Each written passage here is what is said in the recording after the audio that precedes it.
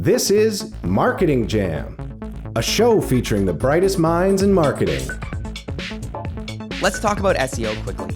This whole search engine optimization thing. People are frustrated by it, confused by it, and there are so many SEO tools out there. Free ones, subscription ones. Which one's the best? Do you ever feel like it's been this dark art, this mystic craft hidden for only certain people to understand? Well, here at Jelly, it all became clear when we started using Ahrefs. The reports we got, the clarity on site ranking, and so much more. Today, for all our clients, we provide Ahrefs reporting and use the tool to audit sites. It's the premier SEO tool that gives you the confidence you're providing top-notch reports and data to your clients. Let the only confusing thing be how the tool's name is said. Check them out at ahrefs.com. Hi everyone, welcome to another week of Marketing Jam. We're so glad that you've joined us this week, and we're going to learn a lot. And we're so thankful for the guests that we have come on. We're thankful for Canada Post for making the show possible. And without further ado, let's jump right in. Ashley, thank you for joining us. Hi, thank you for having me. So Ashley, tell us about your role in the world of Google. Being that Google is so large and robust, what is your specific vertical? Yes, great question. And I do often have to highlight the size of the company in terms of how many people actually work in Google. It's huge. So I play one tiny part, but within the luxury team. So I'm Global Luxury Account Manager, which means I have a portfolio of luxury brands and I help them with basically everything in terms of their digital strategy, but their marketing strategy, media strategy, even their online to offline strategy at the moment as well. So it entails many different things, but at the core of it, it's basically using data and insights and digital media to help brands grow and to help bring them into the future and to especially develop their e-commerce or their e-business strategies as well.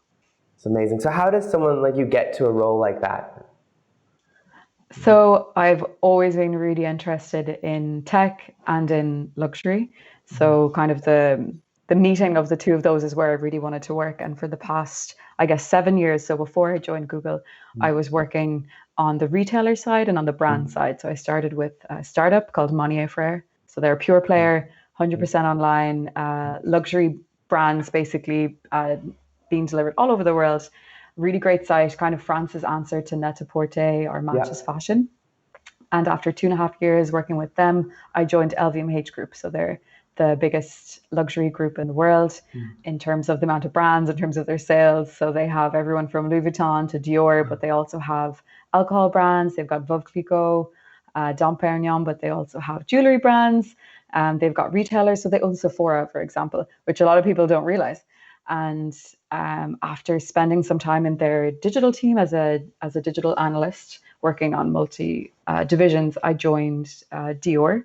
So that's within the group. So I made an internal move and I headed up the travel retail team in all their digital activations. So it was a new team, new channel for them. And it was super, super exciting. And I really enjoyed my time there. And then about 1.5 years ago, Google asked me to join their luxury team. So I moved back to Ireland. And here I am in Dublin. That's amazing. So, okay, this may be maybe a silly question, but how does a brand become a luxury brand? Like, do they become it? Do they start off saying we're going to be luxury because we're going to charge a certain amount, or how do you guys define luxury? That's a really good question. At one point, you decide you want to be luxury. I think a lot of the big luxury brands, they're the heritage brands. They've been around for decades, if not centuries.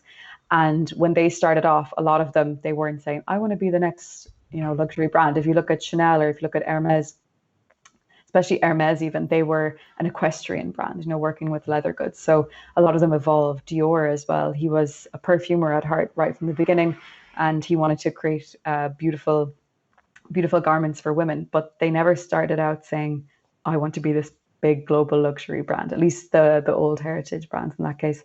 But the way you define luxury, there are multiple different characteristics, but rarity would be one of them. So the actual products and the input for creating something, whether it's a service or a luxury brand. And then you also have different elements. So for example, Vincent Bastien, he's a He was actually the CEO of Cartier and of Louis Vuitton, but he has a book called The Luxury Strategy, and he has kind of the golden rules of being a luxury brand. And he will actually say that it needs to be hard to buy as well, not just the price point, but in terms of actually locating the good and finding it. So the harder it is to buy it, the more luxury it is. And then there's obviously this exclusivity element of it. There is also the fact that it needs to be something that lasts a long time. So there is a strong sustainability element of it as well. And then there's this savoir-faire, this artisanal side, where it's not just a good that anybody can create, but it involves some real skill to make it, which is very relevant if you look at, for example, like champagne. Huge process. Cognac takes a long time to make, but if you look at the high-end couture fashion as well, thousands of hours can go into creating one garment. So it's quite opposed to digital, where everything's really fast and meant to be very accessible, and everything that tech stands for. It's actually very different to the characteristics of luxury and the luxury industry. And almost from an environmental sense, the opposite of fast fashion, where you're always like having to replace. Yes, exactly. And that's something that I talk about a lot, and I do a lot of research on. I wrote both my bachelor and master thesis on sustainability within the luxury industries. And now finally I'm seeing this coming back in terms of consumer behavior and consumer demand. People are thinking more about this. How do we make our brands more sustainable? How, as consumers, can we buy more sustainable? And I guess it's quite simple. Just try and buy less and buy things that are going to last for much longer. And is there in this book that you read, and I'm curious to read this book, mention of the day you achieve music video status? When you make it into a music video or mentioned in a hip hop song, you've really made it as a luxury brand.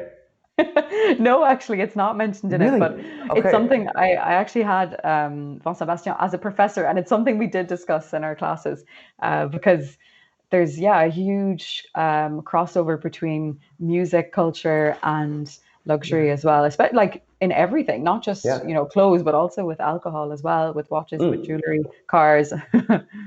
I'd be curious if someone ever did this and figured out the data on how many times like Dom Perignon or Gucci, or one of these brands was mentioned in a song. Yeah, and it doesn't seem to end. It seems to increase, if anything, at the moment. Hearing more and more of it. Yeah. Yeah.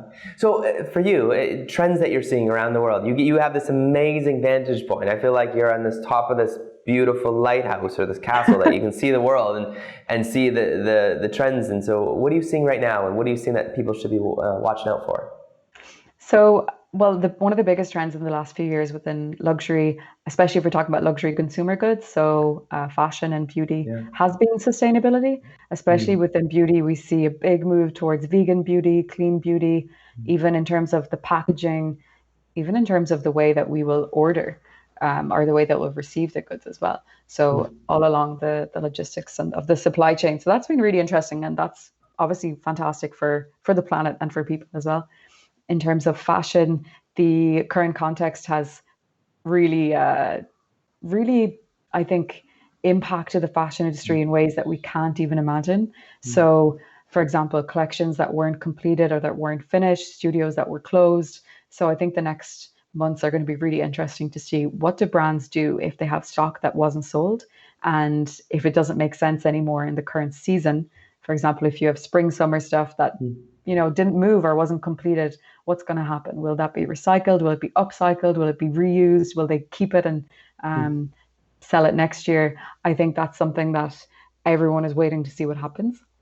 My friend was saying he's trying to figure out for a furniture company right now how to communicate to the media their latest lines.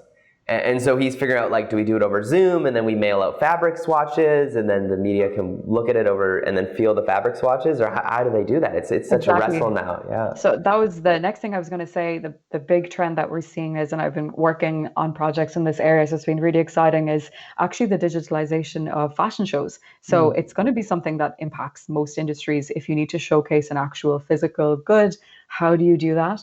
Perhaps in the past, you're able to bring large groups of people there, and those people were members of media or influencers, and they're going to be sharing with their audiences. But if you can't do that anymore, it's really challenging. So you have to put on your digital hat and think, okay, how can I do this digital first? And rather than creating an empty fashion show and I'm going to take a video and post it online later, why not do something really interactive and with digital at its core and with online audiences are live streaming right from the beginning of the design element. So that's been really interesting. So a project I worked on the last few weeks was the Louis Vuitton men's show, which was actually live from Shanghai. So it's on YouTube. It was live through YouTube, which was really, really cool. It was the first time that a really major fashion brand has done something like that. Wow. And then it stays online. So no matter where you are in the world, you can still watch the show, even if you're going to tune in a few hours later because you're on the other side of the world or something. It's incredible. I'm finding that the physical mailing of packages and getting stuff in the mail mixed with, these online experiences are such a great mix. It's like the perfect peanut butter and jelly almost. Absolutely. I've seen really interesting projects where brands, the PR teams, they want to have like a press event, but they're not able to bring everyone together in a beautiful venue like they usually would and showcase their products, especially in beauty. If you look at perfumes, skincare, makeup. So what they've been doing is sending out packs of the products, as you said, and then having like a live event. Charlotte Tilbury did this recently. I thought it was fantastic. Yeah, Earl's here in Canada, one of these restaurant groups, would do Sommelier Fridays. So they have the sommelier on live, and he would walk through their different wines at the restaurant, and it was a very interesting experience. So you could order the wines ahead of time, knowing what they were going to be featured, and then you could drink with a group of people from your home. Absolutely, and I think it's an opportunity for growth for many brands, because perhaps in the past you weren't able to think as big, you weren't able to think global, you were thinking more locally. Charlotte Tilbury, for example, she would never have been able to go to every single press event with all influencers and all, makeup artists all over the world. But then they were able to do that through an online event and have everyone in one place at one time. So some people are definitely making the most of it. I think obviously we're all hoping things are going to go back to the old normal, but there are many companies that are just thinking, okay, well, even if this is only going to be for the next few months, how do I keep my community engaged and prepare myself for the future? So it's been really interesting to see what creative ideas people have been coming up with. Yeah. So the trends of are you still seeing people go physically into bricks and mortar for luxury brands, or are they seeing a move towards buying online, the e-commerce element? So over the last few months, there have been so many countries where lockdowns have happened that have actually prevented stores from opening. So there have been weeks where stores have been completely closed. So therefore, everyone is turning online, whether it is to actually make a purchase or if they were, in the research phase that often starts online anyways. But perhaps that phase is continuing to evolve online and the purchase will actually happen online as well. If stores are closed and you want to actually buy a luxury good, then, the options that are there in those situations are going to be buying online. Yeah. Also, in terms of luxury goods sales, over a third of all luxury goods, consumer goods, are purchased by people from China. So, and only 10% of those sales are actually happening in China, meaning 90% of the Chinese expenditure on luxury goods is happening when they travel. Obviously, we don't have people traveling as much anymore, and we don't have people coming from China and visiting the luxury stores in New York or Paris or Milan or London, which would be the big luxury hotspots, or other places around the world, the Middle East as well, Dubai.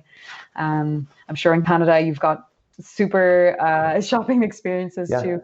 So that means that, again, like digital is going to be the way to connect with your clients. It's going to be the way to make sure that your brand can not just survive, but also thrive and grow, because I know these brands, they're not happy with a flat growth every year or with a gentle decrease. They're still aiming to grow like any businesses.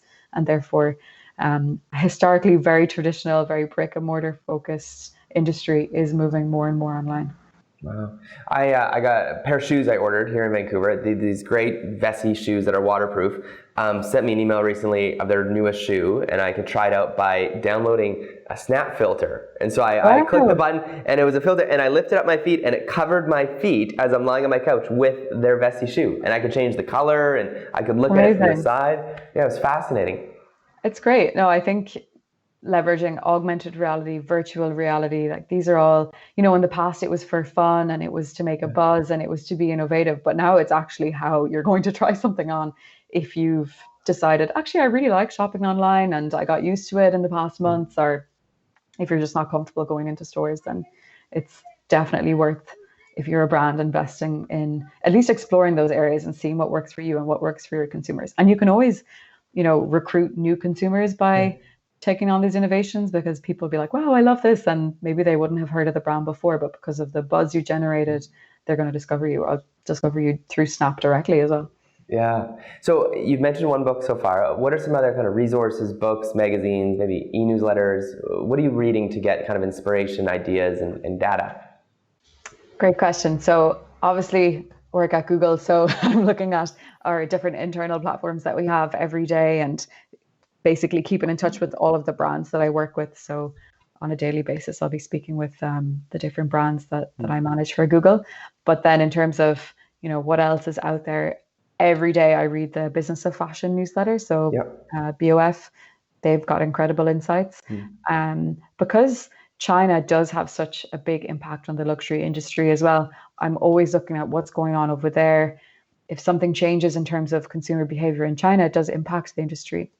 So I usually as well look at Jing Daily, which is a great resource for content as well, and really looks into the culture of why luxury is growing so fast as well in China.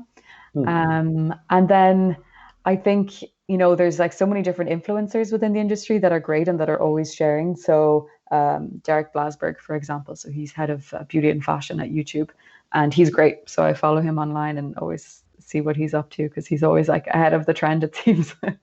Oh, that's great. Those are great resources. And we'll put links in the show notes, of course, for people listening and viewing. I want to talk about explaining leads to clients. CallRail gives you the call tracking you need to measure the success of your marketing efforts in real time. Discover how many calls you received from your Google ads, organic searches, social media efforts, and so much more. And hey, that's not the only reason we use CallRail. CallRail seamlessly integrates all of our call and conversion data with over 700 marketing tools and platforms, including Google Analytics and Salesforce, for a deeper insight into what's happening. Start telling the complete story to your clients. Try a free trial today with callrail.com. Yeah. And tell me about you, phone-wise, what are the apps that you can't live? And I'm assuming Android. Yeah. Yes. Yes, exactly. I'm like, the Google internal apps that we have are definitely keeping me ticking over every day. And it's really interesting at the moment as well, because we have like all of the online fitness classes as well. So ClassPass, I was a huge fan of when I lived in Paris. They were really big there, but in Dublin, not really. They haven't really developed here. I was really hoping they would. So I use ClassPass for all my virtual classes, which is great. And I can, join a yoga class that's in New York or that's in London. So I'm traveling through ClassPass at the moment. So that's been a lifesaver. And then I guess that's the main one at the moment. I don't know. It's probably a sign of the times. One interesting development over this time when more people are at home was my Gmail app added Google Meetups in the app. So I could easily just create a meetup right in my phone, because I love the Gmail app. It's amazing. And Google Calendar kind of runs my calendar. Even though I'm on an iPhone, those are my go-to apps, because they're in Google Maps, right? And all those things. It's just so nice to see them making it so much easier to meet with people and see people face to face and to collaborate. Exactly. Yeah, Google Meet's changed a lot. Actually, the pandemic brought that on, because previously it was for Gmail users only. Now it's open up to everybody. Everybody can use it. It's free. So yeah, that's super handy. I spend my entire day basically in a Google Meet. I feel like I'm still in the office. I have so much FaceTime with my colleagues. But yeah, obviously it's not the same, but it's the next best thing as being there in person. And are you a big Google Local Guide? Have you gotten into that and started reviewing places? Do you? Not yet, but I rely on it heavily for deciding where I go. Not for you to feel intimidated in any way, but I'm a level 7 Google Local Guide. Yeah, no big deal. I've never met a level 7 before. Yeah. How long have you been doing this for? For way too long. I for a season there, I was really into the Yelp program, reviewing stuff on Yelp, and then I just found it too cumbersome. And then I was obsessed with Google Maps to get places, and before that I was a map book guy. I don't have the ability to find places very well. And so everywhere I go, I started reviewing it, posting photos, and even for my own self, I love just knowing to go back on and say, what did I love about it? And then the feedback they gave you was incredible. Like, this many people saw your photos, and then eventually they gamified it. So now Yeah. like you can get different levels, and they have little prizes and little fun little bells and whistles in the program. So it's Amazing. pretty I think the cool. gamification element has been great. It's almost like playing a Pokemon Go, but it's your life. Yeah. It's not like because I'm married with 4 kids, and so it's like it's okay to just go to a place and quickly review it versus chasing a creature down the street. Yeah. So yeah. Oh, it's awesome. So, where you are now in life and all that, what's your advice to students? Some students listen to the show. They're, whether they're university or they're just kind of figuring out. Maybe they're even in a job change. Maybe they're maybe past student life, but they want to say, "Hey, I want to get into something different," and they love what you're doing. What would be your advice for getting to be where you are? Good question. I work a lot with students, and I think it's so important to help the upcoming generation, give them advice, the advice that I wish I had, or the advice that I very, very luckily did receive when I was leaving college. So, what I've been saying to everybody is if you look at the way things are evolving, the importance of tech, especially, you can upskill really easily in those areas. And often they're things that you can't even learn in college, anyways. Like if they're digital marketing skills, for example, like you can study a digital marketing course, but do you really know how to create an ads campaign on the top digital platforms? So there's a course at the moment. It's called Fundamentals of Digital Marketing, and it's free. Have you done it? I know I encourage people to take it. That's It's awesome. amazing. So I tell Yeah. everybody to do this, like no matter like what age you are, what you have studied, what you're doing in life, if you are employed or if you have your own company, it'll just get you up to scratch with everything. And I think Yeah. having that knowledge, you can do so much with it. And it doesn't take much time and it's really easy. It's done through video and Yeah. have mini assignments the whole way through. So I'm telling everyone, if you're interested in having just a better understanding in general, do it. And if you're actually applying for jobs, you can put that on your CV. It's a real certification. So that's a good one. And then otherwise, just follow your passions. I know I was told so many times, like, oh, luxury and digital, they're so opposing. There aren't even jobs in that area. It's true. There are not that many jobs in that area, but there's more than you think.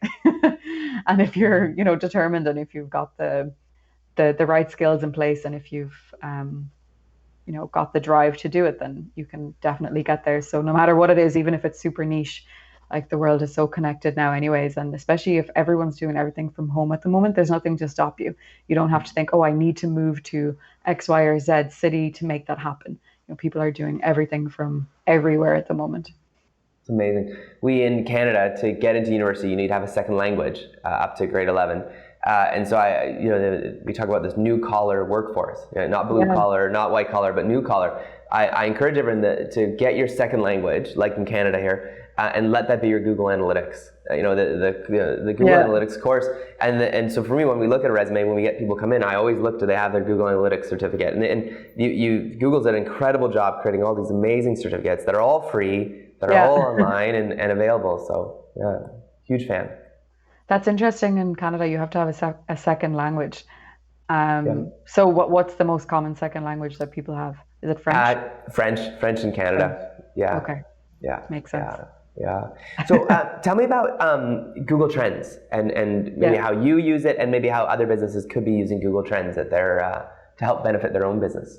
Sure. I actually gave a guest lecture recently for the National College of Art and Design here in Dublin on how designers can use Google Trends. Yeah. It's the most powerful tool. It's free and you can just spend hours on it. Basically, you can just go onto the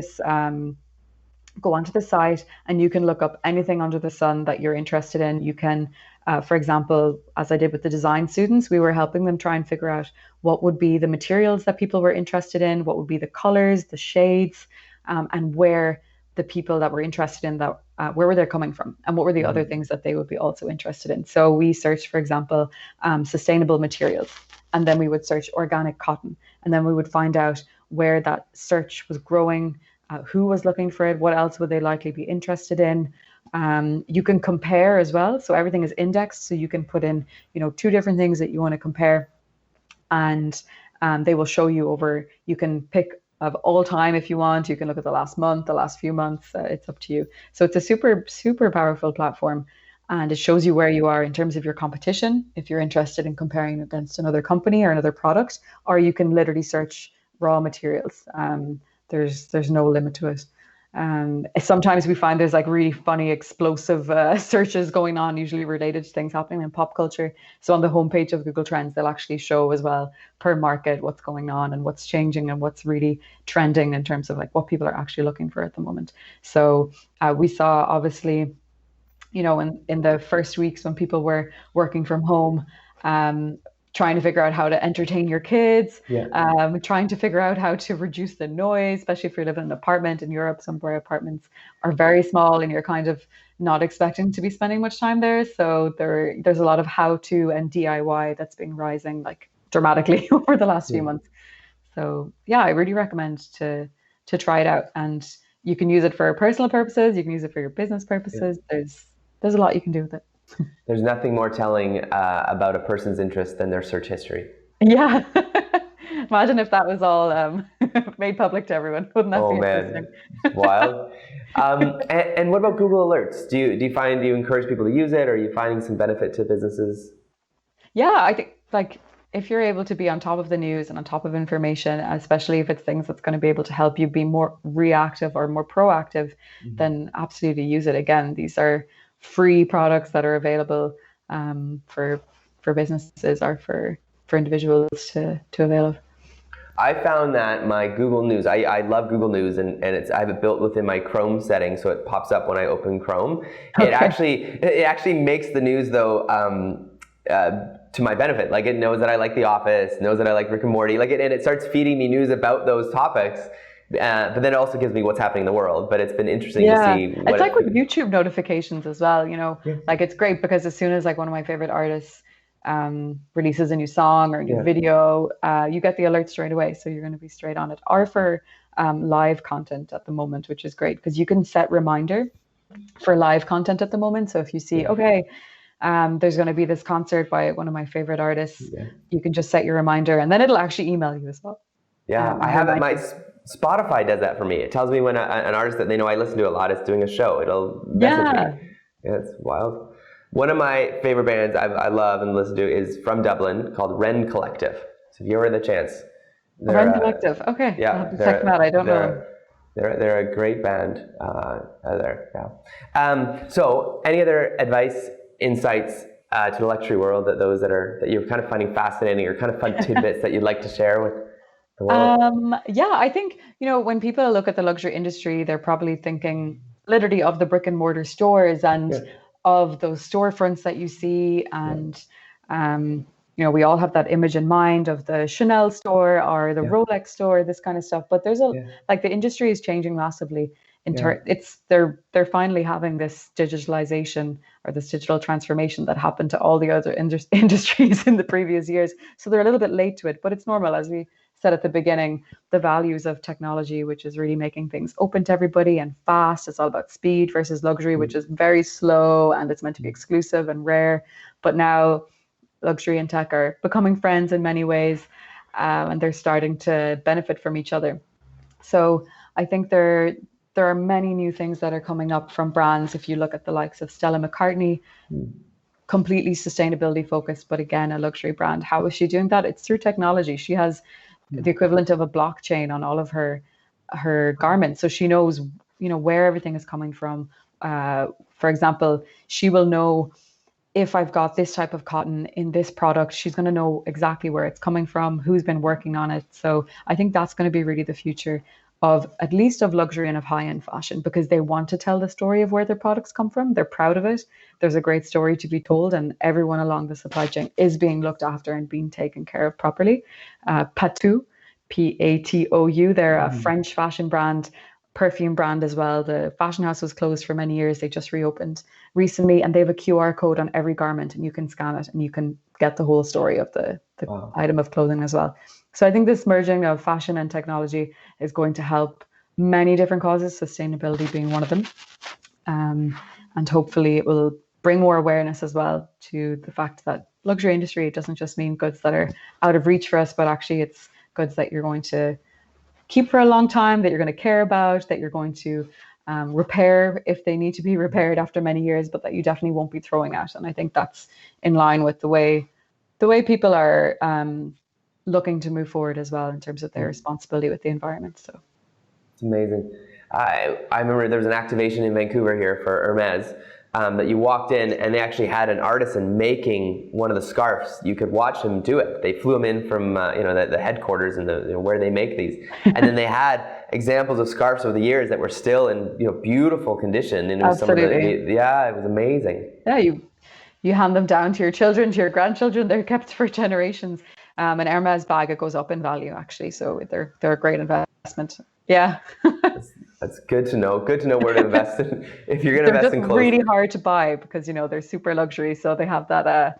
They're definitely on par with the golden rules of being a luxury brand. It's really hard to get your hands on one. Oh, wow. This is awesome. Ashley, you've been amazing. Thank you so much for coming on the show. Thank you for having me. It was a pleasure to join. This is fascinating. Thank you everyone for joining us. Lots of great resources, ideas. Links will be in the show notes, both to the course that's available, the Google Trends link. That was great to learn more about that and how that can be used for your business. So thanks again, Ashley, for coming on the show. And we'll see you next week on Marketing Jam.